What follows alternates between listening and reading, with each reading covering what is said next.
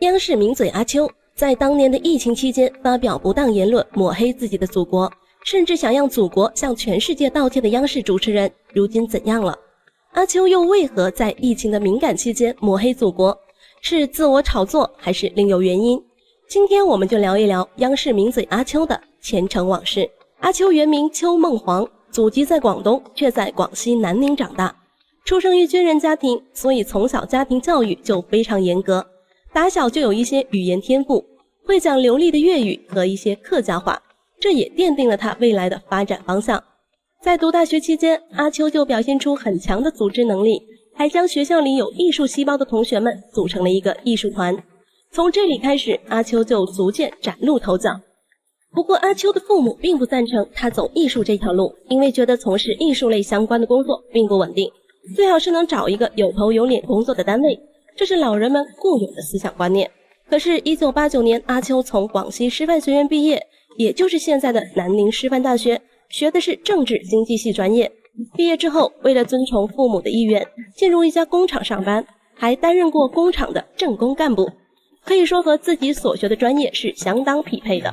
但是阿秋自身卻始終沒有放棄對文學和藝術的追求，有了這方面的熱愛和天賦，所以他下了不少苦功，最終憑借自身的才華進入了南寧藝術劇院擔任編劇一職，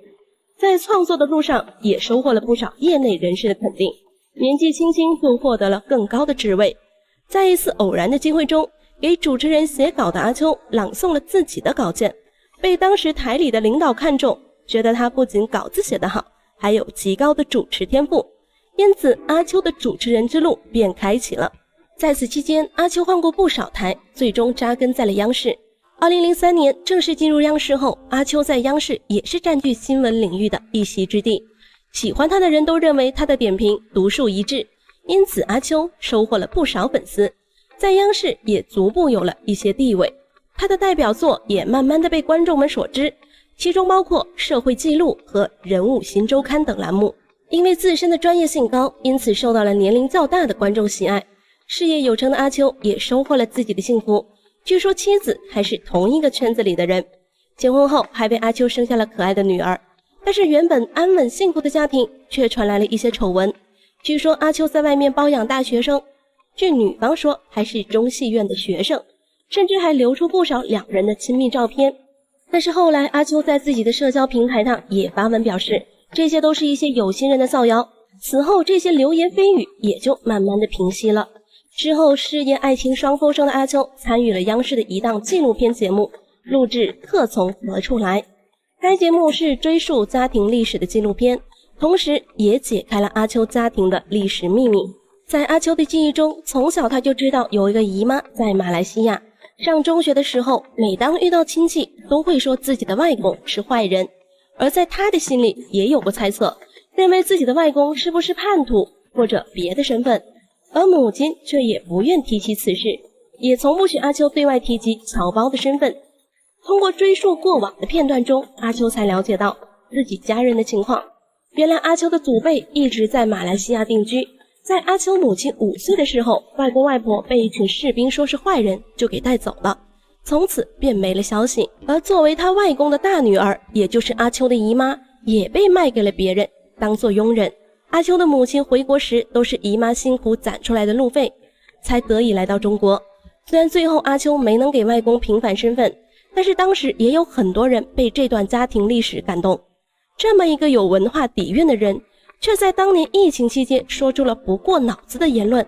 他在微博中說，此時東亞病夫的排便早已擊碎了1個多世紀，但我們可不可以說話語調稍微溫和，並且帶着歉意，不慫也不豪橫地把口罩戴起來，向世界鞠個躬，說聲對不起，給你們添亂了。此等言論一出，許多網友都很迷惑，阿秋是不是在自我炒作？一個曾經為外公叛徒身份都能遠赴重洋，而且作為央視名嘴，能毫不顧忌祖國尊嚴說出這樣的話，使人大跌眼鏡。